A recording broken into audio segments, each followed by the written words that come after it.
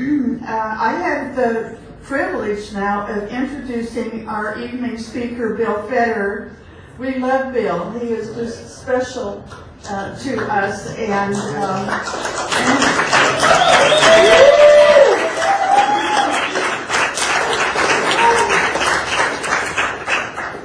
we're fortunate to have him tonight. He already spoke 3 times today at our church at Calvary Chapel of the Harbor. He is a nationally known speaker, best-selling author, president of America Search Inc., a publishing company dedicated to researching America's noble heritage. Bill's American Minute radio feature is broadcast daily across America and by the internet. His Faith in History television airs on the TCT network, on station across America, and via DirecTV. We are honored to welcome Bill Federer.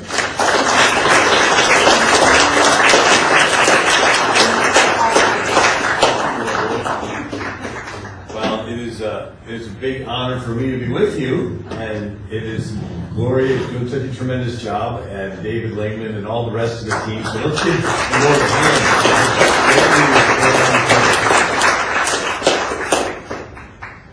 Matter of fact, my mom was at Phyllis Schlafly's first meeting. Oh, wow. And I was driving ladies to Jefferson City, Missouri, when I was a teenager, and had a van full of ladies. And anyway, and I ran for Congress, and so she supported me, and then I spoke at her national conferences, but she was a force. She would say, I want you to give the whole history of Islam in 15 minutes. Can you do it? It's like, yes, Phyllis. And I practiced that thing over and over again. I was tiny. But anyway, so I want to give I wrote a book in 2006 on the history of Islam. It's called What Every American Needs to Know About the Quran. At the front of this book, I put a synopsis of that. So if you want to get this book, it's called Who is the King in America? And we have some over there. But let me just jump in. So, and I guess, should I use this mic? And then I can see my computer better. I might just, is this, not sure what, is this one work? Okay, this one works. We recently saw all those horrible attacks on Israel. And October 7th, and all the 1,400 in this article, but it's over 1,700 and more. Apologists assure us that the Islamist terrorists do not represent true Islam, but they're yelling Allahu Akbar, and they claim they do represent true Islam. So the question is, who can tell us what true Islam is? And one person, Muhammad, he was the best Muslim that ever lived, and his life is called the Sunnah, which means the way or the example. And so his life went through 3 stages, and we have to know these 3 stages to understand what's going on today. And can you hear me okay? So the first, he was a religious leader, then a political leader, then a military leader. And so Muhammad was born in 570 AD. And at this time, you had the Roman Empire is Christian, and its big enemy is Persia. And so these were the 2 superpowers. This was like the Cold War with the U.S. versus the USSR, but back then it was the Byzantine Christian Roman Empire against the Persian Zoroastrian Empire. They had 1,000 years of war, but this is pre-Islam. And so these 2 superpowers beat each other up and leave a power vacuum. And into that comes Islam. And so Muhammad was born in 570 AD. His father dies before he's born. His mother dies when he's 6 years old. His grandfather and guardian dies when he's 8 years old. He's orphaned, taken in by an uncle, Abu Talib, who's a merchant who takes Muhammad on camel rides. He goes to different cities, hears about different religions. Goes to Persia and hears about the Zoroastrian religion, where paradise is filled full of virgins that fulfill all the guy's desires. And then he goes to the pagans in Arabia. They had 360 different pagan gods. The most popular was Hubal, the moon god, and their calendar began with the first sight of the crescent moon over the desert, and that gets incorporated into his belief system. Anyway, then some Christian stuff, some Jewish stuff, some Manichaeism stuff, and he is 25 years old. He's working for a wealthy widow named Khadijah. She's 40. She's widowed twice. She marries him. Now he doesn't have to work, and he goes out to caves and prays, which is what the Christians were doing. It's called pietism.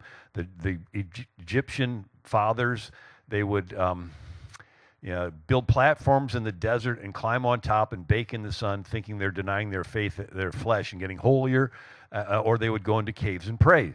And so Muhammad decides he'd go into cave and pray, and a spirit squeezes him and commands him to read. He said, I cannot read. Spirit squeezed him a second time, said, read. He said, I cannot read. Spirit squeezed him a third time and said, read. He said, I cannot read. Finally, the spirit threw him down and sat on him, and he began to recite. And that's how the Quran came to Muhammad. The word Quran means recitation. It's an oral thing because Muhammad and his original followers were illiterate. And so you had... So you said, how can somebody that's illiterate memorize all these verses? Well, in Arabic, they had a rhyme to them, very similar to rap music today. And Thomas Carlyle wrote on Heroes and Hero Worship, 1840, Arabs see more method in it than we. Much of it is rhythmic, a kind of wild chanting. And so Muhammad did not read the Old Testament because he could not read. But he heard the oral traditions, the Talmud, the Mishnah, and he did not read the New Testament. He thought the Trinity was the Father, Mary, and Jesus. Nobody explained to him the Holy Spirit. Even Encyclopedia Britannica stated the gospel was known to him chiefly through apocryphal and heretical sources. And so 610 AD, he goes into Mecca, and he is preaching his new faith, and the thought is that there's something in it for everyone. Something for the Jews. He originally had his followers buying toward Jerusalem for 17 months, but then when the Jews rejected him, he switched the direction to Mecca. Something for the pagans, something for the Christians, something for the Zoroastrians. He only makes 70 converts in 12 years, and he begins to get confrontational. And so the people of Mecca consider him a disturber of the peace. They chase him out of town in 622 AD. He tries going to a city called Al-Taif. They don't want him. They pelt him with rocks and stones. So he goes to a Jewish city called Medina. They're nice. They're tolerant. They let him in as an immigrant. And he is, in a sense, the first Muslim immigrant. And he goes into the minority neighborhoods, and he organizes a following in the poor neighborhoods. And when the following gets big enough, he goes to the Jewish leaders and pressures them to accommodate him and his followers with a treaty. And so now Muhammad is a political leader in addition to being a religious leader. And then his followers are chased out of Mecca. The people of Mecca consider them disturbers of the peace. So now you have lots of Muslim immigrants, lots of refugees. They go to Medina, and they're let in as Muslim immigrants. And Muhammad allows them to rob the caravans headed back to Mecca in retaliation for the Meccans chasing them out of town. And so the Meccans send 1,000 soldiers to escort and protect their caravan. Muhammad, with 300, defeats 1,000 at the Battle of Badra in 624 AD. He's outnumbered 3-1, and he wins. So he takes this as confirmation from his Allah that he's supposed to be a military leader. And he fights in 66 battles and raids in the next 8 years before he dies. The Battle of Badra, 625, the Battle of Uhud, expulsion of Banu Nadir. The Banu means clan. The 626 attack on Banu Mustalik, 627 Battle of the Trench. What's that? The Meccans send 10,000 soldiers to Medina to stop Muhammad from robbing caravans. Muhammad digs trenches all around the city of Medina, which renders the Meccan cavalry useless. You can't charge your horses and camels across a field full of potholes and trenches while you're being shot at from the walls. And so the Muhammad goes to some of these Meccans at night, bribes them, and the next morning they slipped away. Goes to some of the other Meccans at night, threatens them, and the next morning they slipped away. Now there's only a small group left, so it's sort of the bribe and the bullet, the silver or the lead, right? And then it gets freezing cold for a week. The rest of the Meccans lose heart and decide to retreat, go back to Mecca. Muhammad considers this a great victory. And so he goes back into the city of Medina, and there's no one left to protect the Jews. And so he chases them out and then kills others. I'll tell you about that. 630 AD, he finally conquers Mecca, And then the siege of Al-Taif, and he was using catapults and hurling rocks into the city. And they told Muhammad that these rocks were smashing and killing innocent women and children. And his response was, they are among them. So they got to be killed too. So the idea of killing innocent women and children to advance Islam goes all the way back to Muhammad himself. And then several of the subjugation of the Ghassanids, who were Arab Christians, so the Hadith, and so there's the Quran, private revelations to Muhammad. The Hadith are stories remembered about Muhammad from his wives and warriors. There's 60,000 Hadiths, and they're all hearsay. Like Ibn so-and-so heard Abu so-and-so say that he heard somebody say that he heard somebody say that Muhammad said this. And there's different ones that they classify as more trustworthy than others, and the Sunnis like some, and the Shiites like others. And anyway, one of the hadiths is Malik Muwada, and he said when the messenger of Allah sent out a raiding party, he would say to them, make your raids in the name of Allah. In the way of Allah, fight those who deny Allah. Do not steal from the booty. And then, a hadith Sahih al-Bukhari, Muhammad said, the person who participates in the holy battles in Allah's cause will be recompensed by Allah either with a reward or booty if he survives, or will be admitted to paradise if he's killed. What does he get in paradise? Lots of booty. And then Quran, Surah 33:50, Prophet, we have made lawful to you the slave girls who Allah has given you as booty. And then Surah 8:41, whatever you take as spoils of war, lo, a fifth thereof is for Allah and for the messenger of Allah. So Muhammad got a fifth of the booty. And the jihad fighters were allowed to have 4 wives, plus as many extra women as their right hand possesses, as many as you take in battle. So you can have 4 wives plus extra women. And so Muhammad transitioned from being a religious leader to a political leader to a military leader. Easy way to remember is RPM, like in your car, revolutions per minute, RPM.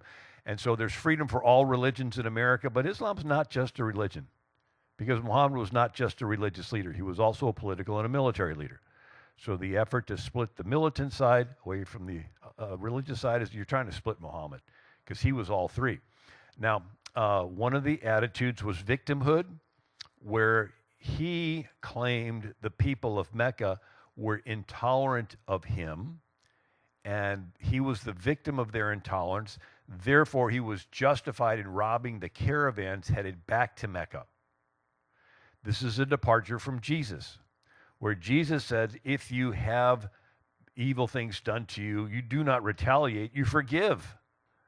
All right? And it says that, you shall be forgiven. Forgive us our trespasses as we forgive those who trespass against us. So Jesus is teaching forgiving, and Muhammad's teaching retaliating. But it's not just retaliating, it's retaliating on you and blaming you for it. So in Islam, they rape a woman, it's the woman's fault for tempting the man. If they think that you're intolerant of them and they attack you, it's your fault. And so it's Sigmund Freud called this psychological projection, and where the attacker blames the victim. It's in the Bible. Potiphar's wife accused Joseph of lusting after her when she was lusting after him. Nero set fire to Rome and blamed the Christians, right? I mean, so it's, Alexis de Tocqueville, Democracy in America, wrote, Muhammad put into the Quran not religious doctrines only, but political maxims, criminal and civil law. So it's not just a religion, it's also a political and a military system. One of the surahs is cut off the hands of thieves, whether they are male or female, as punishment for what they have done, a deterrent from Allah. In America, there's no cruel and unusual punishment. Here's Surah 24:2. A woman who has been raped is also punished with 100 stripes. Again, because she allowed Satan to use her as a tool to tempt the man. And so she has to wear the burqa to look unattractive on purpose. Supreme Court Justice Robert Jackson wrote Law in the Middle East, 1955. Islamic law offers the American lawyer a study in dramatic contrasts. Its striking features relative to our law are not likenesses, but inconsistencies, not similarities, but contrarieties. The law of the Middle East is the antithesis of Western law. And so in America, you punish the person that committed the rape. In Islam, they punish the woman who's been raped. And two sets of verses in the Quran. Is you still with me? I want to cover this part quickly because I want to get to the modern age, what's going on today, but I feel like it's important to give this background. So there's two sets of verses in the Quran based on the two cities Muhammad lived in. In Mecca, he was a religious leader, so the verses he gets from his Allah in Mecca are a little more peaceful. The verses he gets in Medina are political and militant verses, and those are a little more political and militant. And the later verses supersede the earlier verses. By way of comparison, in the Bible, we have two sets of verses, Old Testament, New Testament. Old Testament has some violence in it, Moses and David, attacking and so forth. New Testament, Jesus and the apostles never killed anybody. And so what do Christians say? Well, the later example is the one we're going to strive to imitate, right? Same way in Islam, only in reverse. Their peaceful verses came first. When Muhammad was a religious leader in Mecca, they're called weak verses, and they're superseded by the later verses that he gets in Medina. They're called strong verses. They're political and militant. And so the last example Muhammad left was the political and militant one. So 627 AD, I mentioned the Battle of the Trench. And then after the Meccans retreat, he goes back into the city, and there were 3 Jewish clans that were in the city that let him in. He gets offended at one of them, confiscates their property, chases them out of town. The other 2 clans keep their heads low and say, well, maybe he's not going to notice us. Now there's only 2 Jewish clans left. He gets offended at the weaker one and confiscates their property, chases them out of town, and the big one was like, well, they were always sort of competition to me, and as long as Muhammad's not touching us, we're okay. Well, now there's only 1 Jewish clan left, and the Hadith says Muhammad was taking a bath, and an angel appeared to him and says, how can you rest when Allah's enemies are in your midst? He said, where? And the angel points toward that last Jewish neighborhood. So Muhammad bottles them in their neighborhood for 25 days. When they surrender, he brings them into the market and chops off the heads of the men, about 600, and sells the women and children into slavery. So within 5 years of Muhammad coming as an immigrant into a Jewish city, within 5 years there's not a Jew left in the city. They were chased out, killed, or enslaved. And within the next 5 years of Muhammad's death, he dies in 632 AD, every pre-existing culture in Arabia is wiped out. And so it's a 3-step process, like Caesar's Veni Vidi Vici, I came, I saw, I conquered. His is immigrate, increase, eliminate. Immigrate into the host country as a religious refugee, and then increase the number of your followers in the minority communities and become politically involved, and then random outbreaks of violence, and people no longer feel safe. They move out of those communities, and then they take over. And so Henry Ford, the story is that he was traveling in the Middle East, and somebody was helping him with his luggage, and he said he was a hard worker, and he says, show up in Detroit, I'll give you a job. And because Henry Ford did not like unions, and the unions were organizing and everything, and so these Arabs would not join the unions, and so he thought, hey, I'll show those unions, so he bring them in. And the whole generation or two, they were just hard workers. But now the younger generation is become more radicalized, and they're getting involved. And so this is a news article, Fox, and it says, members of the first U.S. majority Muslim city council warns today we showed the Polish. Last week in Michigan City and Hamtramck elected new city council, and they ushered in the first Muslim majority city council in America. And now they have calls to prayer 5 times a day. And now they're also doing it in Minneapolis. And so there's a 1,400-year track record to observe this, immigrating as a religious refugee, a little more peaceful, and then growing in numbers and getting involved politically, and then having random outbreaks of violence that causes the previous inhabitants of the neighborhood to no longer feel safe, and they move out. 1,400-year track record, and it's broken into 3 springs. We use that term Arab Spring, but it's 3 periods of Islamic expansion. The first is Arab Persian from 622 to 1071. The second is a Turkish 1071 to 1923 after World War I. And the third was the Arab Spring, 1928, with the founding of the Muslim Brotherhood. And so, jumping in, the goal of fundamentalist Islam is a one world government called a caliphate. So the leader, the messenger of Allah, Muhammad, the successor of the messenger of Allah is called a caliph. And the area that he controls is the caliphate. And their goal is to have a global caliphate. And it's interesting that a military invention came along at this time. So you have the Persian Empire and the Byzantine Empire beating each other up, leaving a power vacuum. And then Islam comes along, but there's a new invention called the stirrup. It was invented by Mongolian nomads. They had little short horses, and they would tie a rope around the horse and leave two loops hanging for their big toes. They would ride barefoot, and that helped them keep balance. And then that invention made its way to China, and then across the Gobi Desert, the China Silk Road, to Persia. The Persians made the stirrups out of metal with leather straps. This allowed you to have more control in the saddle. You could actually stand up in the saddle, and you could put the full power of a galloping horse behind your sword. Now, the Europeans used these big, heavy metal swords that you took two hands, and you've seen pictures of them, right, with the knights, and it was like, there's something called Damascus steel. It was a new invention where you take the steel and you bend it over on itself and hammer it down, bend it over itself, hammer it down. Just keep doing it over and over again. It gets thinner and thinner and stronger, where the European swords are forged. They pour the hot metal in there, right?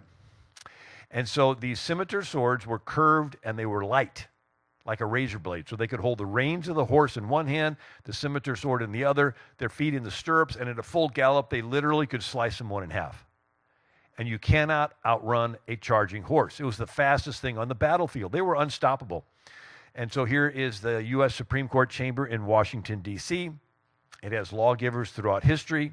It does have Moses and the 10 Hebrew Commandments. It has John Marshall, the fourth Chief Justice. And it has Muhammad with his Arabic sword, the Quran and this scimitar sword. And this is Muhammad's sword. It still exists in the Topkapi Palace in Istanbul, Turkey, which is right next to the Hagia Sophia, which was the church that was turned into the mosque.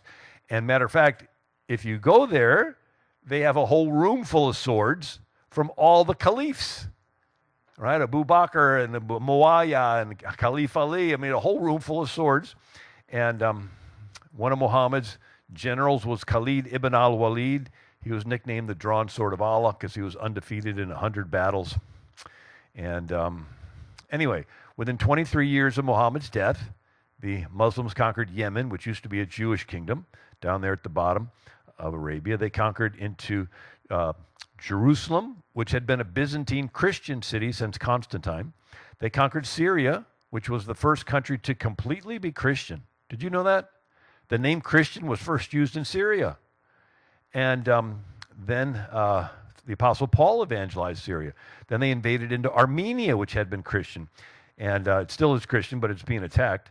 And then they conquered into Egypt. Egypt had been Christian for 6 centuries, evangelized by Mark, that wrote the gospel, Matthew, Mark, Luke, and John. And then there used to be 250 Catholic dioceses along North Africa.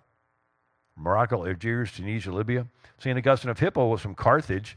That's that part that's sort of right there. Today it's Tunisia. And the Christians had taught themselves their pietism. It was this movement that swept through Christianity that said if you're really a Christian, you should give away all your money and live in a cave and be a hermit or join a monastery and take vows of silence. And so these Christians were getting saved, but what were they doing? They were withdrawing, and they were enjoying their personal relationship with God, right? And they were not involved in politics. They were not involved in government. They were not involved in protecting their culture, and Islam just bowls all through really fast. And so in 10 years, they conquer all of North Africa. In the year 711, they cross the Strait of Gibraltar and conquer Spain. Now, when they conquer all this so fast, it cuts off trade across the Mediterranean. And economically, Europe is brought to a screeching halt. And one of the items that's no longer traded is papyrus. These were reeds that grew along the Nile Delta that they would soak in water and then weave them together and make paper. And so when the Muslims conquered Egypt and held back the ships full of papyrus, there was a paper shortage in Europe. They wrote fewer books, and we call this the Dark Ages. And then the oldest library in the world was in Alexandria, Egypt.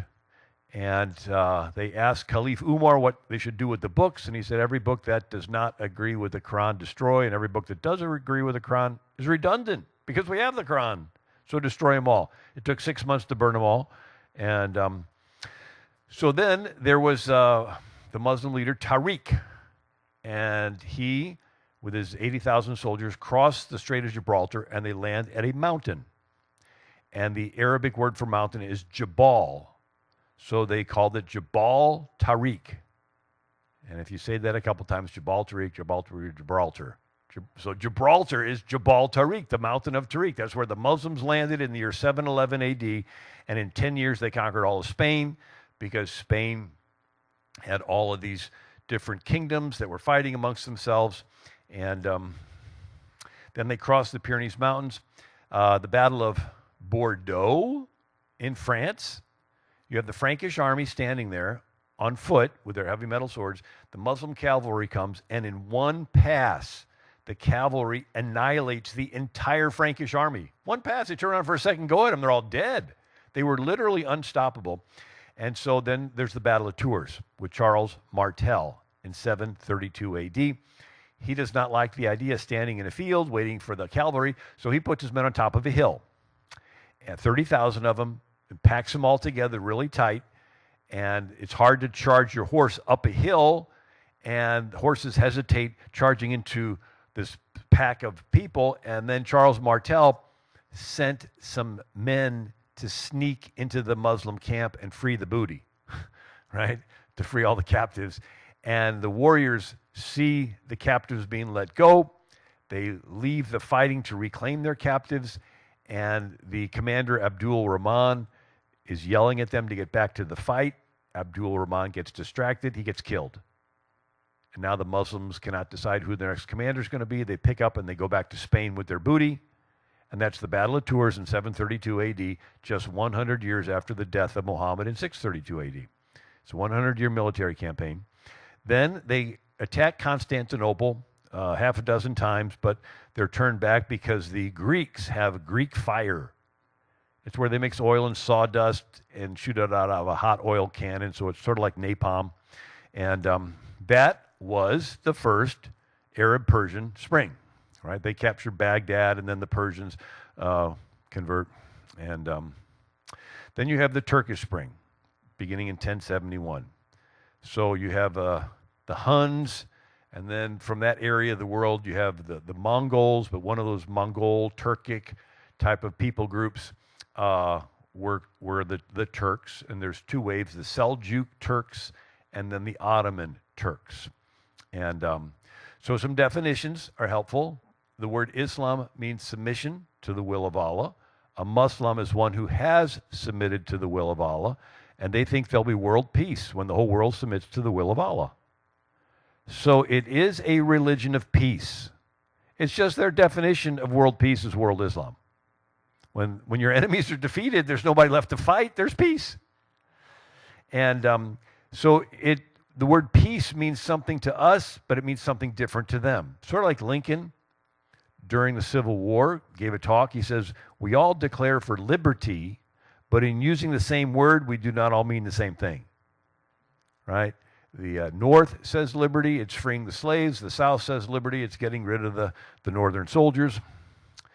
In Islam, the world's divided in two. The half that has submitted to Allah and the half that's in the process of submitting to Allah. So the Dar al-Islam is the house of Islam. It's submitted. And the house of war, the Dar al-Harb, it's supposed to be at war because it's in the process of being subdued. A moderate Muslim thinks the world will submit to Allah later, maybe in the distant future, maybe at the end of the world, maybe it's even figurative. And since it's so far off, they really don't think about it. And they just want to live their lives and have you as a friend. And the fundamental Muslim thinks the world is supposed to submit to Allah now. And they're really excited. They want to help make it happen. Now, the dilemma for us in the West is when the West shows itself really, really nice, the fundamental ones view that niceness as weakness. And they take that as an invitation to attack. And so, interview with psychologist Nikolai Sennels, Muslims instinctively see our lack of reaction as fear. It is an invitation to attack. I talked to a Muslim gentleman who had become a Christian, and he said, when they sense that you are afraid of them, they take that as an indicator from Allah that they're supposed to attack you. Right? If they sense that you're afraid, they say, Allah wants me to attack this person. It's interesting that the Bible over and over again says what? Fear not, fear not, fear not, fear not. You know, Gideon's got 10,000, whittles it from 30,000 to 10,000, and he says, tell everyone that's scared to go home. So God can do more with the fewer people that don't have fear, right? But now, when these terrorist attacks happen, they say that those killers don't represent true Islam because Islam says it's wrong to kill the innocent. Well, now we have to define the word innocent. Innocent is a faithful follower of the way of Allah. So if you're not a faithful follower of the way of Allah, you're not innocent. So Surah 332, Allah loveth not those who reject the faith. Surah 48:29, be ruthless to the infidel. Surah 9:123, make war on the infidel. Surah 9:29, fight those who believe not in Allah. Surah 2:191, kill the disbeliever wherever we find them. Right? And so if you are not a faithful follower, you are, it's ordered them to be aggressive against you. Now, the fundamental Muslim, the Islamist, is the word that's being used to describe them. The fundamental Muslim views the moderate Muslim as having left the way of Allah. So the fundamental Muslim is just as happy to kill a moderate Muslim as they are to kill an infidel. So the moderates are sort of between a rock and a hard place. Muhammad had anywhere from 11 to 22 wives. He had slave wives and concubines and so forth. His youngest wife was Aisha. He had a dream 2 nights in a row of him marrying the 6-year-old daughter of his general, Abu Bakr. And he says, you're the prophet. Here she is. It consummates when she's 9. And Abu Bakr fought in all the battles that Muhammad fought in. And so he said, I know the way. I was with them. I know the way. And so the word the way in Arabic is Sunni. And so Abu Bakr is the founder of the Sunnis. 90% of Muslims are Sunnis. And they sort of believe differently depending on the local imam.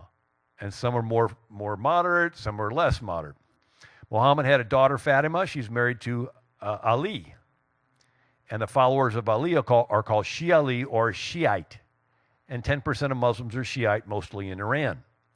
And so the fighting between the Sunni and the Shia is the fighting between the followers of the father-in-law versus the followers of the son-in-law. And the Shiites have an Islamic Mahdi who's going to come back, and he basically, you read the description, and it's the way the Christians describe the Antichrist. So when the Mahdi comes back, he's going to kill the Christians, kill the Jews, kill all the apes, and kill all the pigs. And so whereas the majority of Muslims are moderate, they think the world's going to submit in the future, maybe it's even figurative, you do have some fundamental ones like this guy, A. Jim Kadori, Islam for UK, and he said, we have had enough of democracy and man-made law. We call for a complete upheaval of the British ruling system and demand full implementation of Sharia in Britain. So there are some that actually do want to overthrow the laws. What is Sharia? It's trying to be like Muhammad. And so Christians want to be like Jesus, Muslims want to be like Muhammad. Pretty simple, except Christians do not believe they go to heaven by being like Jesus. They go to heaven because they believe that Jesus died on the cross to pay for all their sins. And they want to act like Jesus to show the rest of the world how much God loves them. Not so with Islam. They think their chances of going to paradise are directly proportional to how closely they can follow Muhammad's example. And that's why they read the hadiths, and they see that Muhammad slept on his right side and cupped his hands under his head, and he used a sandalwood toothpick, and he wore a certain, robe. They want to copy him, thinking that that's going to increase their chances of going to paradise, even though Muhammad himself said, though I'm the prophet of Allah, I do not know what Allah will do with me. So there's no security. And what Muhammad permitted is permitted. It is called halal. What Muhammad did not permit is not permitted. It is called haram. Muhammad liked cats. Cats are halal. They are permitted. Muhammad did not like dogs. They are haram. They are not permitted. So Islam is a long list of halals and harams, a long list of do's and don'ts, and the local imam keeps the list. And you can ask, well, why is this haram? I can't tell you that, but it's haram. But I really want to know, why is this haram? If you ask again, we'll kill you for doubting Islam. You don't even know why. You just obey. And so Islam comes from four main sources: the Quran, which is private revelations to Muhammad, and it comes in the Meccan verses, a little more peaceful, and the Medina verses that are more political and militant. A whole lot of Islam comes from the Hadith, these 60,000 stories remembered by his wives and warriors. There's the Sirat, or the biography of Muhammad, written 100 years after his death, and there are 1,400 years of rulings that go into four major schools of Islam, from more moderate to more fundamental. Slavery. Muhammad owned slaves, and he owned black slaves. And so they raided caravans, but then they raided ships, and they attacked the coast of Italy and France and England and Greece, and they would carry away captives. And so there were whole Catholic orders in Europe through the Middle Ages called the Trinitarians. The head of the order was called the ransomer, and they would collect alms and donations and ransom back your friend. They even attacked the Baltimore, Ireland, and carried away a whole village and sold them into slavery in Morocco. And they they captured and enslaved about 180 million Africans. And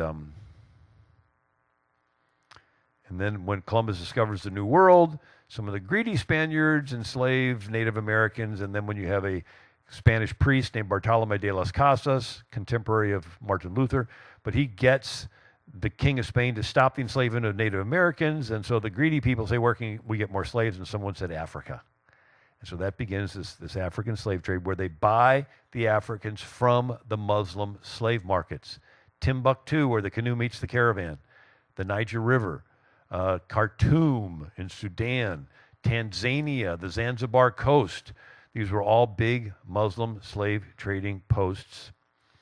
And then they would capture the boys and use them as coquettes, or the Muslim pederasty. I won't get into all that. But anyway. And even David Livingstone, the Scottish missionary to the Congo, he writes about being a missionary in Africa, and then he would go through a valley. A year later, he'd go through the valley ghost villages. What happened? The Arab slave traders came through. He says one time he stumbles across a path of like 1,000 Africans shackled together, being forced to march 500 miles to the coast to be sold into slavery. And if they walked too slow, they would just shoot them or tie them to a tree. He says you could tell where the slave trails were by the vultures circling. And he said, if anything of my writing can get rid of this monster that hangs over Africa, it'll be more important than discovering the source of the Nile River, because he was looking for the source of the Nile. But it still goes on today. Niger, Mauritania, Sudan, they still have slavery. And now, we talked about the three waves of expansion. The Arab Persian, then the Turkish, and then the recent one with the Muslim Brotherhood starting. When the Arab Persian expanded really fast, and then they're stopped at the Battle of Tours, and the Spaniards begin a Reconquista, a 700-year driving the Muslims out of Spain period. They're stopped at Constantinople with the Greek fire like napalm.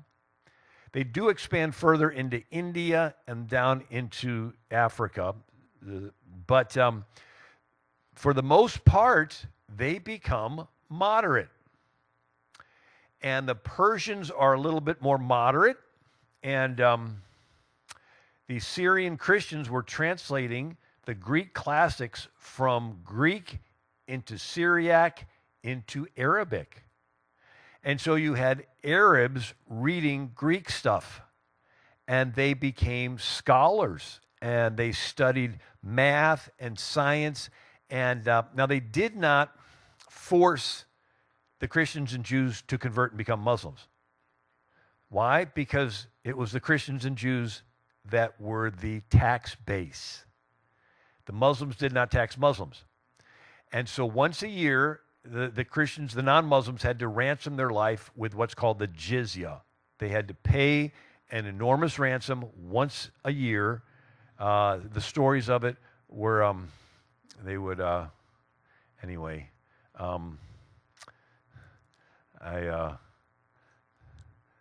the time's slipping away. Is that 30 minutes left, or I'm into it 30 minutes? Oh, okay.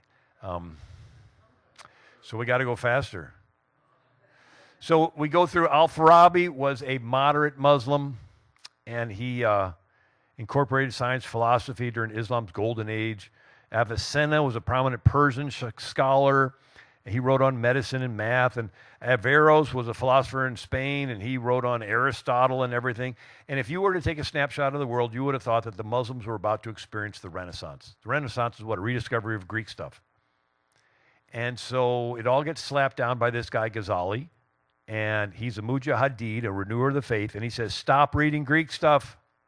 Because if you read the Greek philosophy, math and science, you could get into Greek philosophy, and then you could leave Islam. And so he writes this: one should restrain anyone who would immerse himself in these mathematical sciences, for even though they do not pertain to the domain of religion, yet since they are among the foundations of the philosopher's sciences, the students will be infected with the evil and corruption of these philosophers. So they stop. And so Europe opens up to the Renaissance, and they start universities. What about the Crusades? That's the Turkish Spring. Comparison: Jesus never killed anybody. Muhammad killed 3,000 people. Jesus never led armies. Muhammad led armies. Jesus never owned slaves. Muhammad owned slaves. Jesus never married. Muhammad had lots of wives. Jesus never tortured anybody. When Muhammad conquered Khaybar, the chief wouldn't tell where the treasure was, so they kindled a fire on his chest. Jesus did not permit lying. Muhammad permitted lying. It's called taqiyya. Jesus never forced anybody to follow him. Muhammad said, whoever changes his Islamic religion, kill him. And Jesus forgave insults. Muhammad avenged insults. And Jesus didn't permit the disciples to rape anyone. Duh. Muhammad did, and there's always hadiths about it. Anyway, I could go on, but this is interesting. A verse that a friend of mine who ministers a lot to Muslims says this is the most effective verse to share the love of God with a Muslim. It's Isaiah 61. Jesus quotes it. The Spirit of the Lord is upon me because he hath anointed me to preach the gospel to the poor. He has sent me to heal the brokenhearted. There is no concept in all of Islam that Allah wants to heal your broken heart. Allah could care less about your heart. Allah demands submission. And so when you share that God, the Bible, cares about their heart, that often if you pray with them, they'll feel the presence of the Lord. And I've done it with several, and it's like they don't, it softens their heart. Then the Vikings, they're pagans for a century or two, and then they become Christian Vikings, and then you got William the Conqueror conquers England, but then Richard the Norman, he conquers Sicily from the Muslims, and so then you have the Reconquista driving the Muslims out of Spain, El Cid, and then the Turks. So now we're getting into the Turks, and the Seljuk Turks invade into what is today Turkey. All 7 churches mentioned in the book of Revelation are wiped out by the Muslim Turks. And anyway, St. Nicholas is the most popular Greek saint. And he gave to the poor, threw money in the window of poor people, started this Greek tradition of giving money to the poor anonymously and the gift-giving stuff. Well, when the Muslims invade, they move the bones of St. Nicholas over to Italy, a little town called Bari, B-A-R-I. And the Pope dedicates the church, and the Pope is Urban II, and he goes to the Council of Clermont, 1095 AD, and begs these kings of Europe to send help to these Greek Orthodox Christians, and they send help. It's called the First Crusade. And there's 9 major crusades over 200 years. Richard the Lionheart led the 3rd crusade. St. Louis led the 7th and 8th crusades. He actually corresponded with Hulagu Khan, the grandson of Genghis Khan. And Hulagu Khan sacks Baghdad. And he takes the Sultan, and who's royal, and they don't want his royal blood to touch the ground. And so they wrap him in a Persian rug and have the horses trample him to death. And but he kills like millions of these. And but it's sort of sad because it was Hulagu Khan ends the Islamic Golden Age. And so the Mongols were attacking the Muslims the same way the Crusades were attacking the Muslims, and but the Crusades end, and then Tamerlane kills another 17 million, and then the Byzantine Empire is now shrunk, and all it is the city of Constantinople and some other close by areas. Sultan Mahmud II sends over his army, his navy, and they have this big cannon, and they sack Constantinople 1453, cutting off the land routes to India, turned the largest Christian church in the world into a mosque. And that's why Marco Polo in 1226 went from Europe over to China. Marco Polo, right? But when the Muslims conquer Central Asia, that's when Columbus looks for a sea route to get to India and China. And so the Muslims are invading Greece and Turkey, and so the scholars are now fleeing with their Greek stuff to Florence, Italy. And so this spreads the Renaissance in that direction. And they spread the Greek New Testaments, which lays the foundation for the Reformation. 1529, 100,000 Muslims surround Vienna. And then Spain is stopping the Muslims, and Spain has a competition with France. And so the King of France decides he's going to make a treaty with the Ottoman Sultan. So it's called the Franco-Ottoman Alliance, and it goes on for centuries, like 3 centuries. And so Spain is trying to stop the Islamic invasion, but now France is siding and arming them and equipping them and training them. And it's, anyway. So their Battle of Malta, the Battle of Lepanto, Miguel de Cervantes is captured, made a slave. And Vincent de Paul is made a slave. He escapes, and then he starts a hospital. And Captain John Smith, that helped found Virginia, fought the Muslims over in Hungary before he founded Jamestown. And Pilgrims, 1625, sent a ship filled full of beaver skins back to Europe, and the Muslim pirates captured it in the English Channel, took it to Morocco, sold them into slavery. And then there's the Battle of Vienna, September 11, 1683, stops the Muslims. And let's see. Napoleon invades Egypt, and the Barbary Pirate Wars, and lots of good stuff, but we're going to run out of time. So we get to this one, the Arab Spring, decline of the Ottoman Empire. And the Ottoman Empire in the late 1800s is being ripped apart, and European powers are taking control of it. And so by 1914, the green area is all that's left of the Ottoman Empire. And it's called the Sick Man of Europe. Abdul Hamid II is the Sultan, and he's got his 13 wives and 3 concubines. And the Armenians want to break away too, and he says no more breaking away, and he kills hundreds of thousands of Armenians.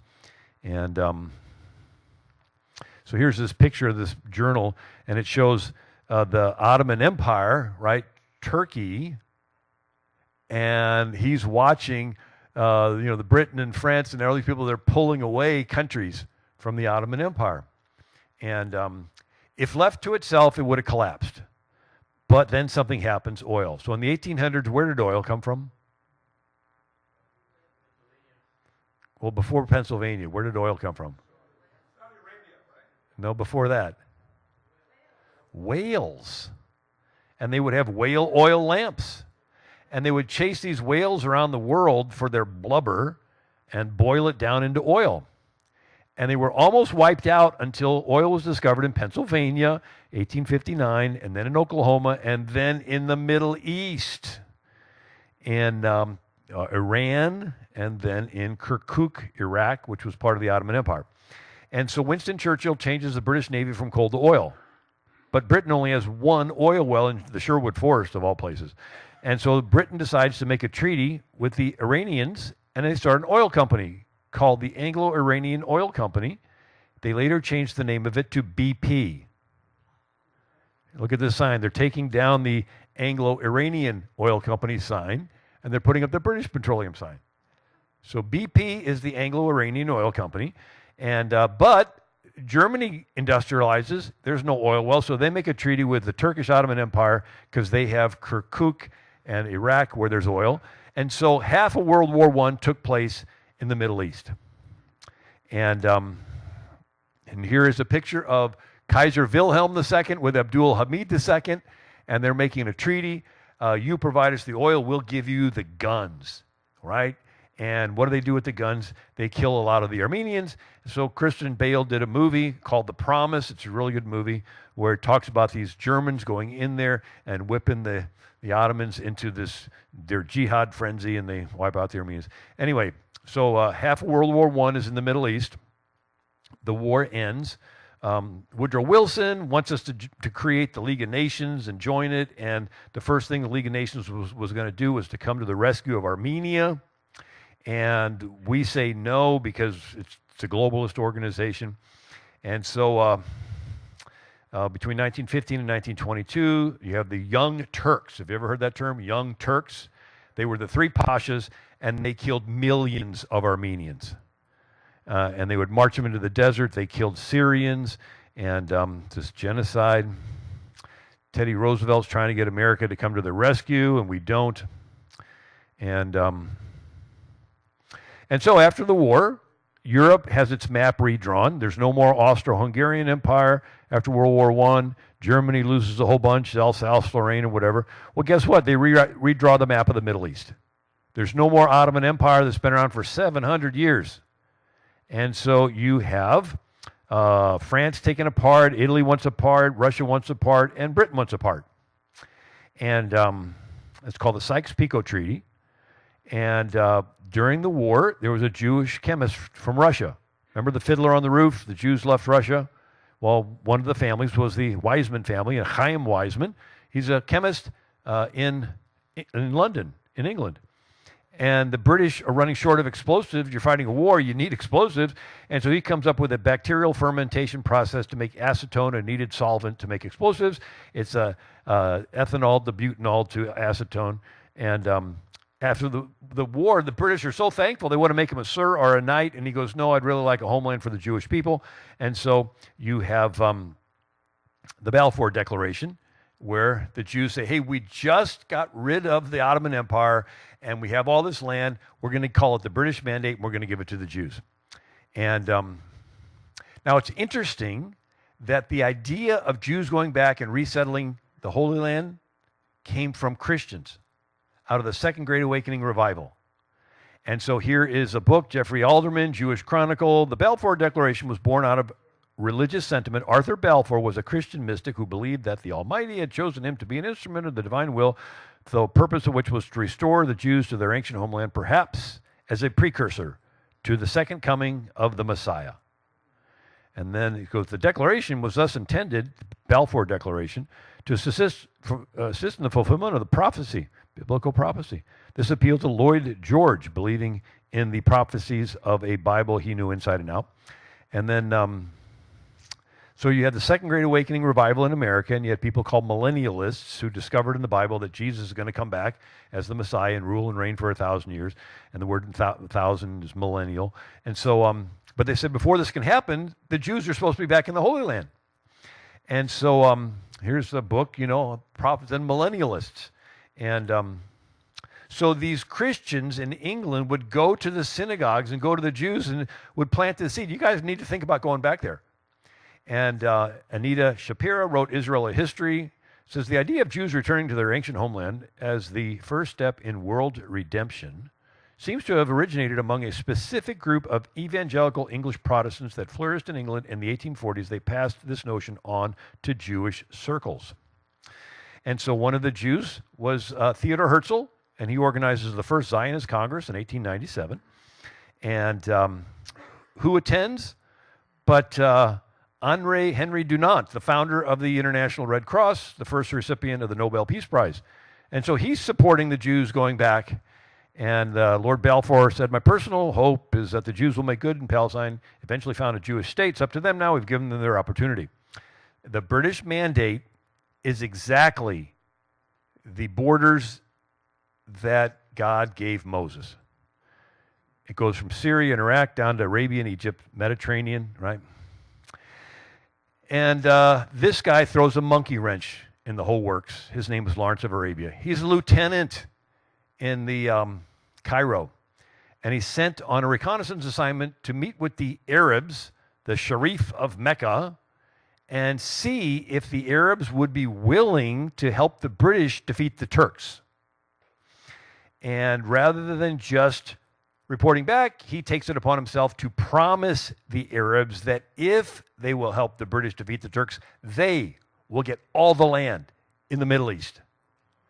And so we have the same land promised to two different groups. We have the official Balfour Declaration. Because of Chaim Weizmann's contribution, the British say, we're going to give it to the Jews. And you got this Lawrence of Arabia on his own with no authorization promising these Arabs.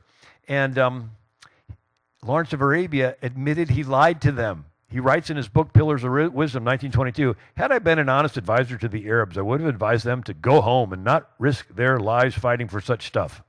I risked the fraud on my conviction that Arab help was necessary to our cheap and speedy victory in the East. And better we win and break our word than lose.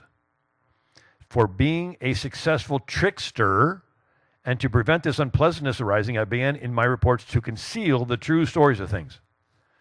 Now, the British did break their word. They promised the Kurds, if they would help the British defeat the Turks, they would get their own homeland. Well, they didn't. And the Kurds to this day are just a minority in other countries.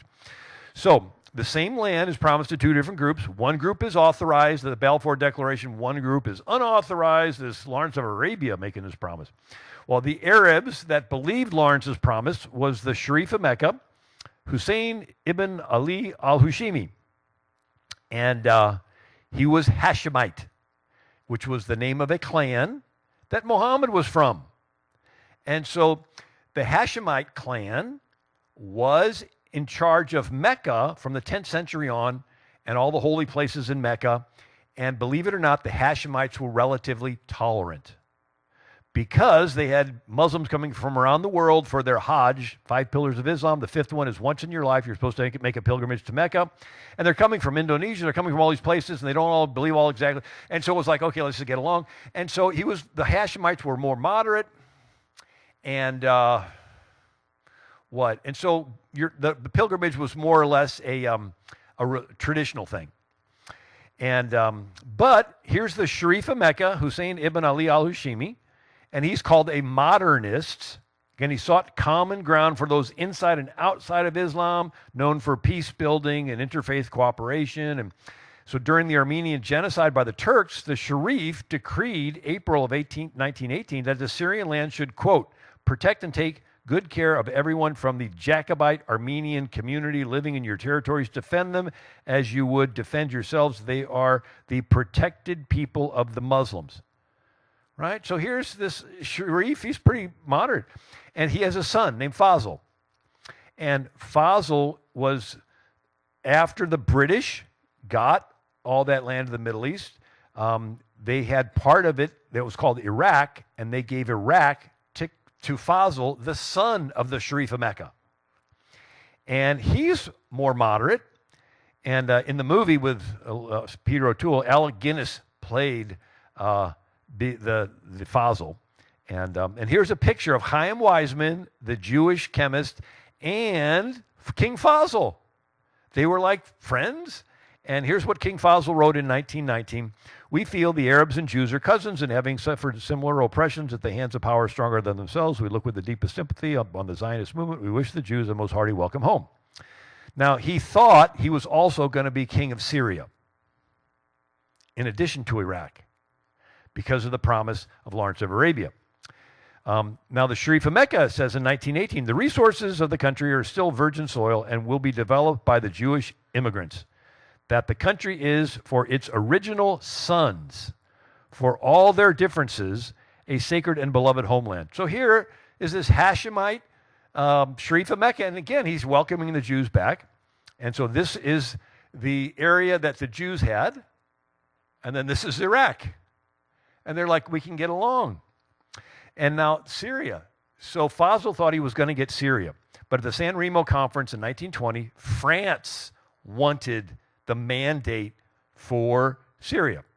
What's a mandate? It's like after the Spanish-American War, America has Puerto Rico as a protectorate, or the Philippines as a protectorate. We sort of watch over it and eventually give them their independence. And so France was given the protectorate or mandate for Syria. And rather than just say, okay, we're here to sort of help you, France comes in with an army, drives out Fazl and all of Fazl's people. And Fazl was like, I thought I was going to get Syria. And his brother Abdullah is going to do a guerrilla warfare against the French. And the British, Winston Churchill, is like, okay, look, Abdullah, Britain and France are sort of like friends, and so we don't want you attacking the French in Syria. So tell you what, we're going to take the land that we gave to the Jews and take 2/3 of it away. And we're going to create an Arab homeland called Transjordan, or Jordan. And we're going to make Abdullah, the brother of Fazl, and another son of the Sharif of Mecca, we're going to make him the king of Jordan. So Winston Churchill puts Fazl as the king of Iraq. He thought he was going to be king of Syria and Iraq, but France takes Syria, so he's just king of Iraq. And then Winston Churchill takes 2/3 of the land that was given to the Jews, creates a brand new country called Jordan, and lets Abdullah be the king of that.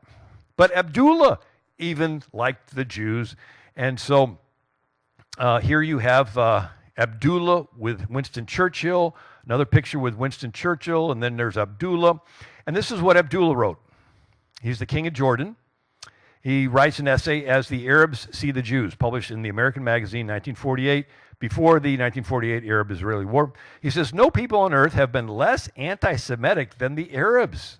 The persecution of the Jews has been confined almost entirely to the Christian nations of the West. He said, Jews themselves will admit that never since the Great Dispersion, so he's acknowledging the Jews were there in the Holy Land and they were dispersed in 70 AD with the Romans. Never since the Great Dispersions did Jews develop so freely and reach such an importance as in Spain when it was an Arab possession. And then when the Crusades drove them out, right? And he says, with very minor exceptions, Jews have lived for many centuries in the Middle East in complete peace and friendliness with their Arab neighbors. And so you have the leaders are more moderate because the Ottoman Empire that had been around for 700 years is gone. It was such a blow to the gut of Islam. They said, hey, Islam's, it's very similar to Japan when the atomic bomb was dropped. And the Japanese felt like not just did their emperor let them down, but their religion let them down. And so they decided they're going to open up to Western stuff. And so the Japanese began to become more Westernized after that. That's sort of what happened when the Ottoman Empire was gone. And you have Ataturk in Turkey. And he rallies, so they keep Turkey. France wanted it, but instead he rallies. It's called the Republic of Turkey. And here he is meeting with King Fazl. But look, here's Ataturk and Fazl, and they're dressed in Western clothes. And Ataturk wants to secularize Turkey. He said he is a weak ruler who needs religion to uphold his government. Even before accepting the religion of the Arabs, the Turks were a great nation. He says Mohammedanism was based on Arab nationalism above all nationalities. He says the purpose of the religion founded by Muhammad over all nations was to drag them into including Arab national politics. It might have suited tribes in the desert. It is no good for a modern progressive state. So he outlaws the fezzes and the burqas. He outlaws the calls to prayer. He outlaws the Arabic language. He's is the first one to have women educated. He moves the weekend from Friday to Saturday and Sunday. He is the first one come up with last names because they would say so-and-so, son of so-and-so, son of so-and-so from this town. You know, so he was a secular leader. And then the same thing happens in Iran. And the Shah of Iran loved America. There he is with Eisenhower. There he is with Truman. Right? There he is with Kennedy. There's his wife with Jacqueline. And then in Iran in the 60s and 70s, it's westernized. The Shah loved America. I went to college with an Iranian student. He had an American flag on his dorm room wall. I hate to admit, when I went to college, I did not have an American flag on my dorm room wall. And here's Iran, 60s and 70s. It looks like Southern California, right? And the girls with their skirts. And here's Kabul, Afghanistan, girls with their skirts going to school, right? And then you have beauty pageants in Syria. And then you have Egypt, and you have King Fuad, who was a moderate, but he was,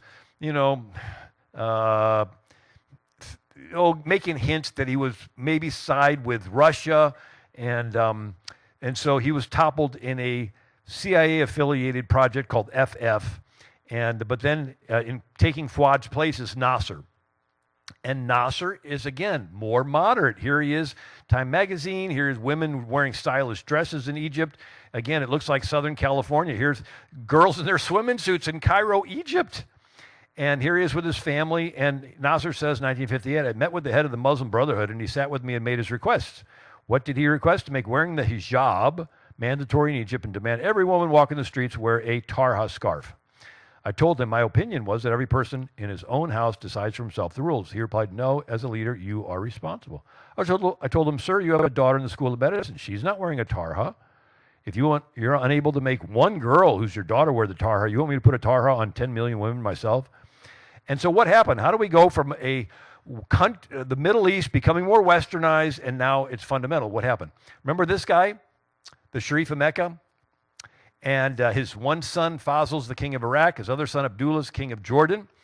Well, the British began to backtrack on their promises. We sort of knew that was coming. And so he hesitated on approving some stuff for the British. And the British are like, you know what? We're just going to stand back and let you get overthrown by Abdul Aziz ibn Saud. And we're going to let Saudi Arabia, the Saudi family take over Arabia. And this nice Sharif of Mecca, he's banished to the island of Cyprus. He dies in 1931, and he's buried on the Temple Mount in Jerusalem in a mausoleum crypt. And Abdullah, remember Abdullah, the sort of moderate king of Jordan? He is in Jerusalem. He is praying at the Al-Aqsa Mosque when a Muslim terrorist kills him, assassinates him. And so, why is this happening? Because the Saud family are Wahhabi. And every terrorist group traces itself back to Wahhabi. And they call it Salafi teaching. And so even Lawrence of Arabia, we're not really thrilled with him, but he writes in his 7 Pillars of Wisdom, the Wahhabis, followers of fanatical Muslim heresy, had imposed their strict rules. Everything was forcibly pious, forcibly puritanical. William McCants writes, Brookings Institute scholar, Saudis promote a very toxic form of Islam that draws sharp lines between a small number of true believers and everyone else, Muslim and non-Muslim. In other words, the Wahhabis are just as happy to kill a moderate Muslim as they are to kill a non-Muslim. And so we love the person, we just don't like this Wahhabi teaching. So Abdul Aziz ibn Saud has many wives, 45 sons, and he is this fundamental cutting off the hands of thieves, female genital mutilation, and they still have today in Riyadh the Chop Chop Square. And I've talked to soldiers who've been there, and they said they push them to the front so they get to watch. And he said, well, I watched a woman get, beheaded or whatever because she was accused of rape. So all a woman has to do is be with a man who is not a relative. And they assume that he must have raped her, and if she's raped, then it's her fault, and so they kill her. And so, and we gave this quote already. And so, why is this important? Because now that the British stood back and let them take over, the Saudis take over Arabia, Mecca, the Hajj. So you have Muslims from around the world coming, and instead of getting a Hashemite, more moderate Now they're getting infected with Wahhabism. From 1924 on, going all around the world, spreading it. And the big thing happened is 1938, Standard Oil Company, John D. Rockefeller discovers oil in Saudi Arabia. And in one generation, Saudi Arabia goes from the poorest Muslim country to the richest Muslim country. And what do they do with their billions of dollars? They spread Wahhabism around the world. And then they become a magnet for fundamentalism. In other words, the other people are saying, why should we be more westernized to be blessed? Look at Saudi Arabia. They're more fundamental, and look how much money they have. And so we started the Arabian Arab Oil Company, or AMCO. And so 2 points, Wahhabis. Salafi teaching gives birth to all these groups. The first one is Muslim Brotherhood, started in 1928. PLO started by the communists and the Wahhabis. The Taliban, Al-Qaeda, ISIS, Hamas, Boko Haram, Hezbollah, Al-Shabaab, Egyptian Islamic Jihad, and then the Saudi oil. And so now we're into 1928. And so after, is this interesting? My time's sort of up, but I'm going to, if I can keep going, would you want me to keep going? All right, well, I'll try to make it quick. So 1922, the British flip-flop. Remember we talked about the British flip-flopping? And they issue white papers and they say, we want to stop the Jews from going back. Instead of the Balfour Declaration, 1917, go over there. Now it's, we want to limit it. And so Paul Newman did one of his first famous movies called The Exodus. And it shows how they had to resist the British just to go back to the Holy Land. And then you have Palestine. And up until the KGB started the Palestinian Liberation Organization, up until then, the word Palestine was the Jewish homeland. And so here you have 1925 to 26, you have Palestine, land of Jewish immigration and colonization. Help the wanderer back to his own soil. And so then you have 1928, 6 employees of the British-run Suez Canal Company. The French built the Suez Canal, 1882. The British take over the Suez Canal, and it is sort of like the Panama Canal, right? But it's and so you have these Muslim guys working there, 6 of them, and they form the Muslim Brotherhood, and they're Wahhabi, and they give birth to all these other groups. So what did the Muslim Brotherhood say? Started in 1920. Allah is our objective, the Quran is our constitution, Prophet is our leader, jihad is the way, death for the sake of Allah is the highest of our aspirations.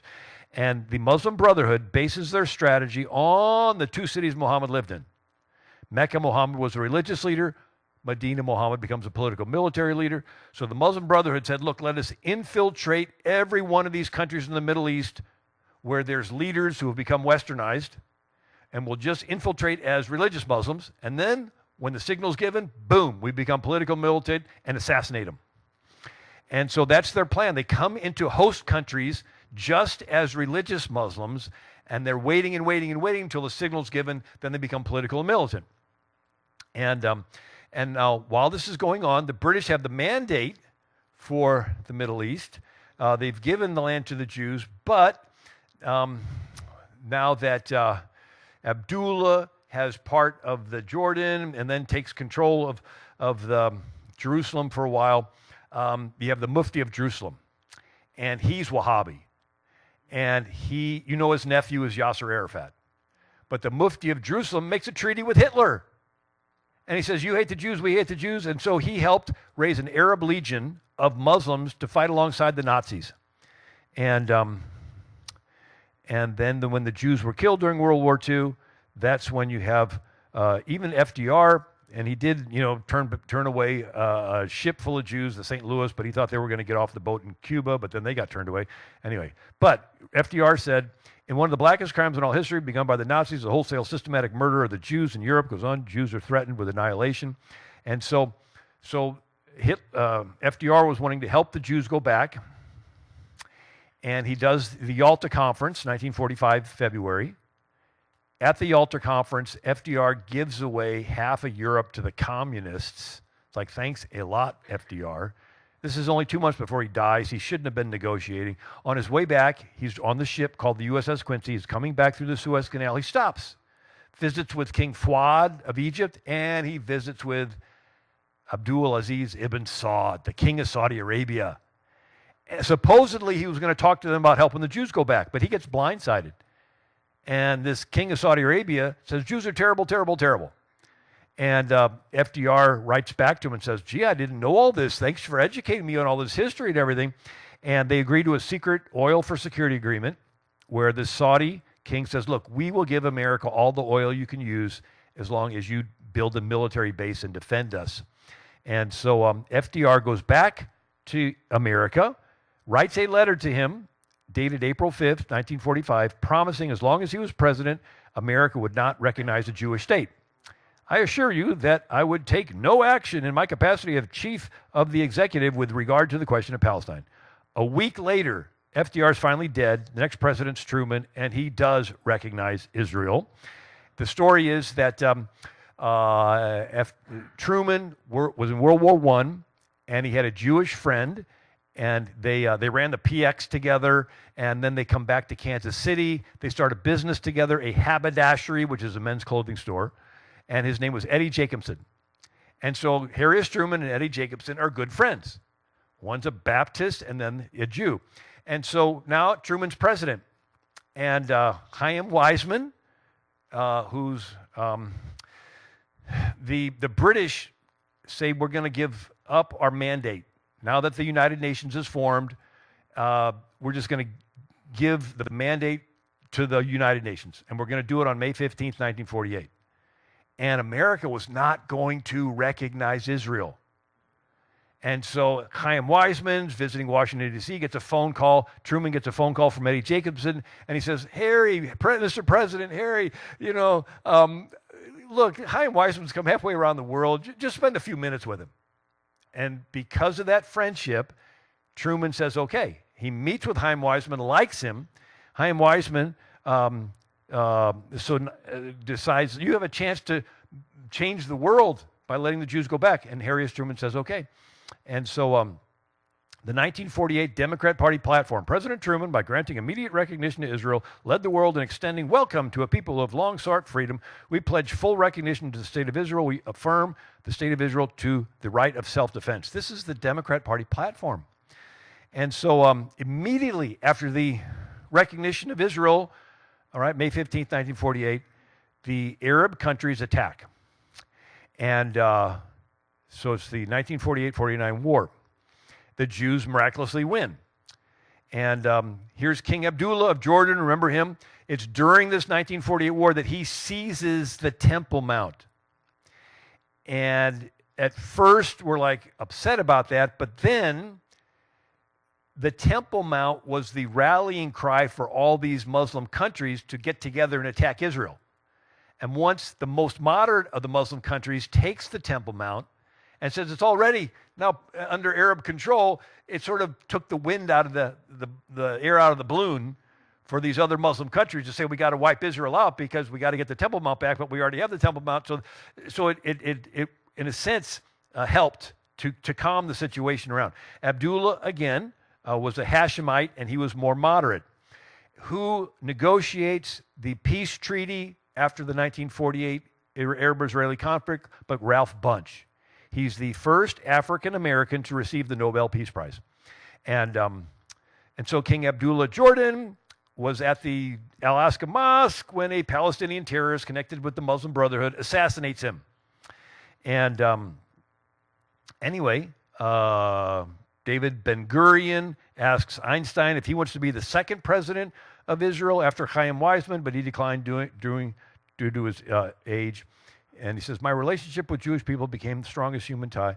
And so then we got Turkey, and we had Ataturk, secular, remember him? Now we got a new guy named Menderes, and he wants to make Turkey fundamental again, and they do the Istanbul program. So you got Greek Christians in Istanbul, which used to be called Constantinople, and Menderes whips them into a frenzy, and they attack the Greek Christian neighborhoods and drive them out and so forth. And now you have the Suez Crisis. What's that? Gamal Nasser, even though he is more westernized, he decides he's going to seize the Suez Canal, which had been run by the British, even though it was built by the French, and he seizes it, and he blocks Israeli ships.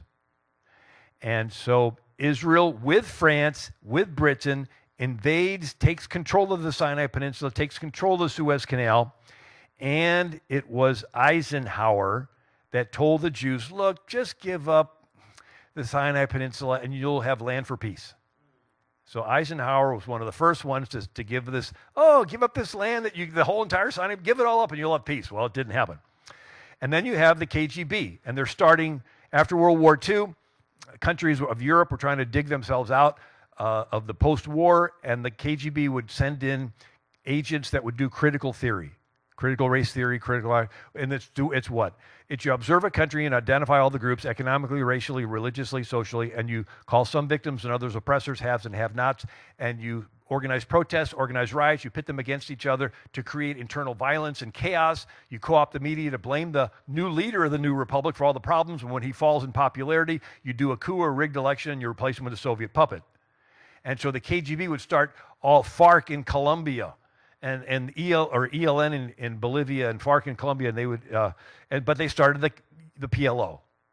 So here's, Khrushchev and Brezhnev with Yasser Arafat, and then there's Yasser Arafat with Castro, and there's Castro with, all these Brezhnev and Khrushchev, and there's Che Guevara with, Khrushchev, and the Soviets, and so now we have the Muslim Brotherhood, and it has a leader named Saeed Qutb, and he's the godfather of these terrorist groups. So as bad as the Muslim Brotherhood is, Saeed Qutb had plotted to kill Nasser, and so he's put in jail, but he influences the Ayatollah Khomeini. He influences al-Zawahiri, who starts the Egyptian Islamic Jihad. He influences Osama bin Laden. He influences the ISIS founders. And so this Saeed Qutb. And now back to Israel. After they give back the Sinai Peninsula, you have the Six-Day War. And this is all the Muslim countries decide to attack. What happens? A lot of miracles. One of them was the Egyptian Air Force. The general had wanted to have a meeting, but he decided they were going to have this famous belly dancer perform for him. And so all the generals go to this meeting, and the next morning is when the Israeli Air Force comes and bombs all the Egyptian planes that are on the runways. And the Egyptians in charge of their airfields are calling and calling, trying to reach their commander. What do we do? What do we do? They couldn't reach him because they had been at this party the night before. I mean, it was all these different things, but it was the Six-Day War that the Jews not only survived, but they take back Jerusalem and they take back the Temple Mount for the first time in 2,000 years. And here, if you look really close on the top of that mosque, what do you see? There's an Israeli flag. They had taken control of the Temple Mount. They could have kept it, but the leader, I think it was David Ben Gurion, or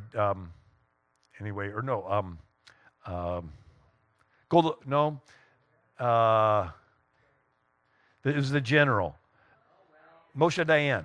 Moshe Dayan tells him to take the flag down. Again, sort of this land for peace. We have it, but let's give it back to him. And so then you have Golda Meir. She was born and raised in Milwaukee, Wisconsin. And then she goes back over there, and she becomes the leader of Israel. And she is meeting with Nixon. And it's interesting, she says this in 1969, there was no such thing as Palestinians. When was there an independent Palestinian people with a Palestinian state? It was either southern Syria before the First World War, because it was the Ottoman Empire, and then it was Jordan. It was not as though there was a Palestinian people in Palestine, considering it as a Palestinian people, and we came and threw them out and took their country from them. They did not exist. They were just Arabs. And so the Palestinian Liberation Organization was started by the KGB for the purpose of sowing this division over there. And so here's Rabbi Stephen Wise. He was the head of the United Palestine Appeal. He also helped found the NAACP. And so here, Palestine was associated with the Jews. Here he is meeting with Einstein. And he gave a sermon in 1925 about Jesus the Jew. And so here he was saying, look, Jesus himself was a Jew, and if we just look at him as a Jew, he was a pretty good guy. I mean, he said a lot of really, really good things. And so this is Stephen Wise, and FDR writes to Stephen Wise, as head of the United Palestinian Appeal. And it says, Dear Dr. Wise, please convey my good wishes to the National Conference for Palestine, which has been summoned by the United Palestine Appeal. The American people have watched with sympathetic interest in the effort of the Jews to renew in Palestine the ties of their ancient homeland and to reestablish the Jewish culture in the place where for centuries it flourished and from whence it was carried to the four corners of the world. This year marks the 20th anniversary of the Balfour Declaration, the keystone of the contemporary reconstruction activities of the Jewish homeland. Those 2 decades have witnessed a remarkable exemplification of the vitality and vision of the Jewish pioneers in Palestine. It should be a source of pride to Jewish citizens of the United States that they too have a share in the great work of this revival and restoration. It gives me great pleasure to send all those participating in your deliberations my hearty and anyway, warmest greetings. Franklin D. Roosevelt. Anyway, so you have Nixon and Kissinger, who just died. They do nothing when the fundamentalist Muslims killed 2.4 million Hindus in 1971. And then you have the Jews at the Summer Olympics being massacred in 1972 by the Muslim Brotherhood groups and all those affiliated groups. And then you have 1973, the Yom Kippur War, and the Jews survive, and they take back the Sinai Peninsula. And again, Jimmy Carter, Camp David Accords, 1978, says, look, give up the Sinai Peninsula. Give up land for peace. And he has Prime Minister Menachem Begin meet with Anwar Sadat. And they make a peace treaty. And they both receive the Nobel Peace Prize. And there's peace. And Anwar Sadat he's meeting with Billy Graham. Pat Robertson gave him an award. He's like, finally there's peace. But Anwar Sadat was at a parade, and the Muslim Brotherhood had infiltrated the Egyptian military, and they're walking by, and they stop in front of the bandstand, and they turn and they lower their machine guns, and they fill Anwar Sadat with machine gun bullets. Mubarak's wounded and falls off. So these leaders, if they become too much friends with the West, they get targeted by the Muslim Brotherhood affiliated groups. And so the same way that the British let Aziz ibn Saud overthrow this moderate Sharif of Mecca and let the Saud family take over Arabia, Jimmy Carter let the Ayatollah overthrow the moderate Shah of Iran. The Shah loved America. I met his son, right? And but Jimmy Carter so everything that's going on about Iran today goes back to Jimmy Carter, right? And so there he is. He abandons our ally, the Shah, and he lets the Ayatollah take over. And the Ayatollah helps start Hezbollah in Lebanon. And what happens in Lebanon? 1983, the fundamentalist Muslims blow up the U.S. Marine barracks, killing 241 U.S. Marines. Reagan's response was to withdraw. Now, I talked to one of his, staffers, and he says that he wanted to stay and fight, but his generals refused to do it. But nevertheless, he pulled out. And so in Islam, weakness invites aggression. And so when your enemy is strong, retreat. When your enemy is weak, attack. Afghanistan. So Soviets are the enemy, right? And so we have a Soviet-Afghan war. And so the CIA, in Operation Cyclone, decides to arm and train the Taliban. In 1979 to 89, it's the largest covert operation in CIA history up to this point. And it's such a big deal that Tom Hanks and Julia Roberts did a movie on it called Charlie Wilson's War. And Sylvester Stallone did a movie on it called Rambo 3. What is covert? Covert means that the CIA is doing it, but nobody in America knows that the CIA is doing it. Could you imagine the CIA doing stuff that we don't know about? And so we're arming and training the Taliban for decades. And so the thought that the Taliban could, quote unquote, surprise us and take our biggest military base between China and Europe. And so my Uber driver one time had an accent. I said, where are you from? He goes, Afghanistan. And he says, I'm a Black Hawk helicopter pilot. I work with the Americans. I was trained by the Americans. I have my wings. I'm smart. But he says, now I'm driving Uber and making bread for Panera. And he says, we could have taken the Taliban out so easily. There was just 1,000 of them. They had motorcycles. We had Black Hawk helicopters, Javelin missiles, but we got an order to stand down. He says, my friends landed their helicopters in Tajikistan because they knew if they landed it in Afghanistan, the Taliban would kill them. He said, I had to hide for 10 days for my life finally contacted my trainer, and he was able to get me out. And he says, they were saying, well, we don't want foreigners in Afghanistan. He goes, now China runs Afghanistan for rare earth metals and lithium batteries. So Biden gave Afghanistan to China. And so then we have the Iran-Iraq war. So who now runs Iran? The Shah was ousted, so now we have the Ayatollah. We have the fundamentalist Ayatollah in Iran. Well, we don't want Iran to win the Iran-Iraq war. So what do? With Reagan, Rumsfeld, we arm and train Saddam Hussein to fight the Ayatollah Khomeini. And so Saddam was our friend. He was more westernized until George W. decided to flip the script. And he went from our friend to our enemy. And then you have Bill Clinton's president, Monica Lewinsky scandal, and he fires some missiles, and the Bosnian war starts, and he does Operation Deliberate Force, and he's funneling weapons through Iran to get to the Bosnian Muslims to fight the Serbian Christians.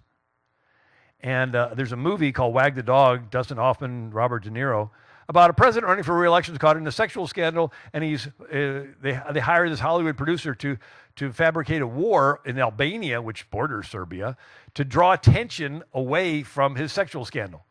And then you have George W., and he gets rid of Saddam and dismantles the entire infrastructure of the country. All the military personnel just go home. All the political personnel go home. Now, anybody that does any studying of when it's an authoritarian country with a king or a dictator, and you simply get rid of the king and you put in your guy. Even in the Bible, you got just King Josiah dies and he has a son Jehoiakim, Jehoahaz.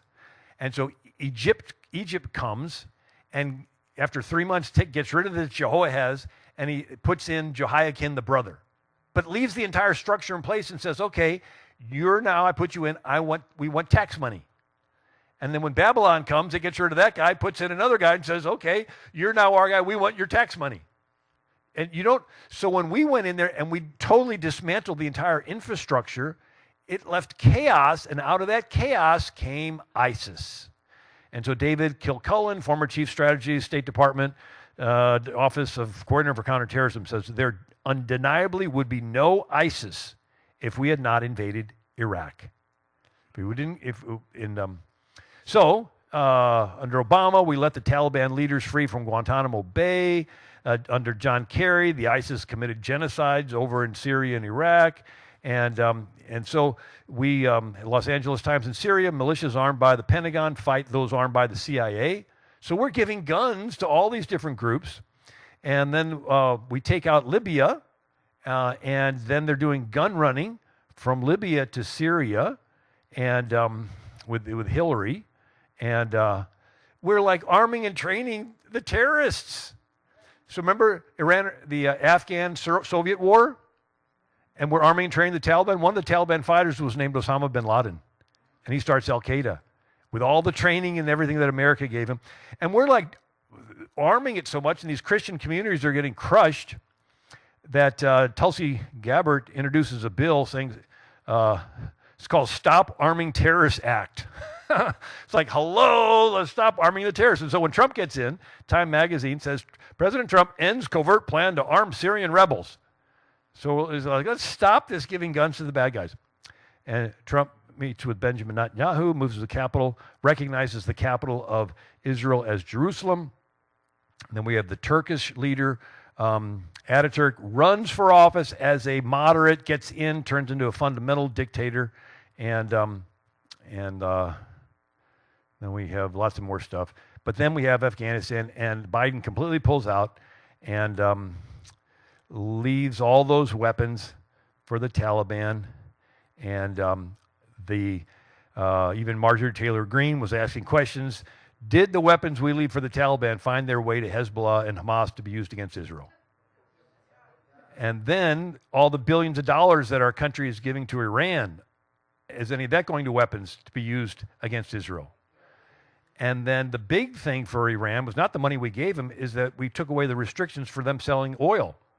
And that's a gift of $50 billion a year. And then you have Ukraine. And a whole lot of the money and aid we're sending to Ukraine is going to Azov, A-Z-O-V. It's a neo-Nazi group that's basically their version of Antifa BLM. And it's intentionally to heighten the tensions because they actually want a World War III so they can do their Great Reset. And so when Hillary Clinton was Secretary of State, we were funneling aid to Ukraine. Ukraine's the poorest country in Europe. Guess what? The number one country in Europe, the people in the country, these oligarchs, the number one country giving money to the Clinton Foundation. Ukraine. It's the poorest country giving the most money to the Clinton Foundation? What how did they get the money? And it turns into the aid we give to these countries is money laundering. They give the money to the third world country. The corrupt leader keeps a portion of it. The rest of it gets funneled back to the politicians in America. I mean, even Zelensky, it was an article where he said that the billions of dollars that we gave him, he's giving to BlackRock and Larry Fink for management. It's like BlackRock's the number one World Economic Forum, globalist, Klaus Schwab, stuff. And so here, a whole lot of the money that we're giving, but the question is, the weapons that we have been sending over there, they're totally unaccounted for. Where are they going?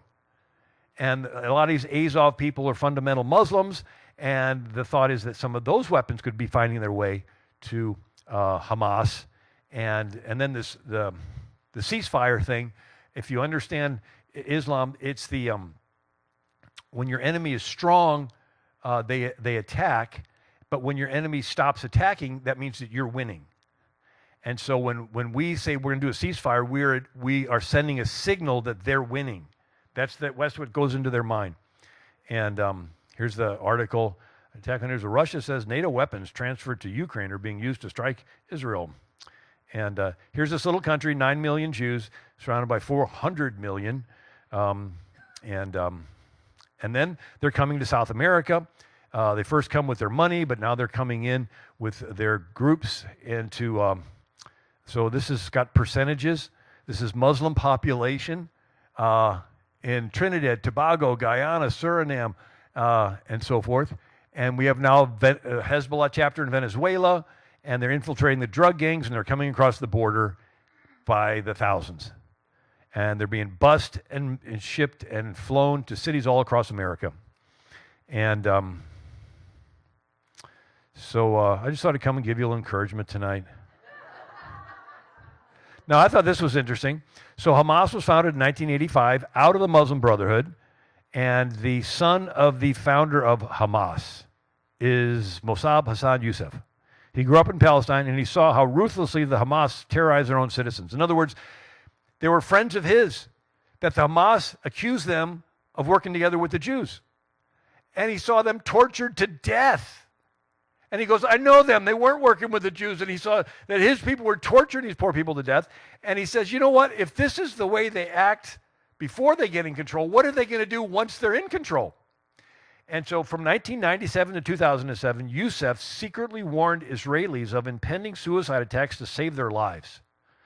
And they eventually became a Christian, and then he escaped to America, and he wrote a book called Son of Hamas. I met him, interviewed him. So Youssef explained in a CBN interview, May 22nd, 2010, my problem is with the God of the Quran. If we compare his personality to the God of the Bible, we will find the difference. From their fruits, we know them. The fruits of the God of the Quran is terrorism, beating women, killing children. My transformation took 6 years of study. It was not overnight. I had to study Christianity and other religions. I considered at some point not to believe in any religion. The only path I found peace, which was good for me and good for all mankind, was Jesus Christ.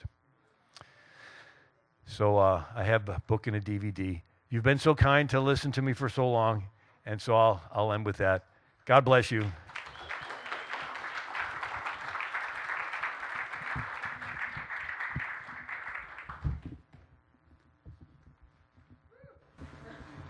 Wow. We could watch that video over and over again. And thanks to Dennis Whipple in the back, you can get the DVD of this. and share it with your kids and your grandkids and your neighbors. So thank you so much for coming tonight. We so appreciate it. We have information on the tables, and so please go to the tables and look over what we have. We have 20 bonus handouts today, and so the first ones that go to the membership table get those. And David Lehman, I think he left his materials on his table, and feel free to go to Bill's table, and he has some books at his table as well. Thank you so much for coming. God bless you. Bye.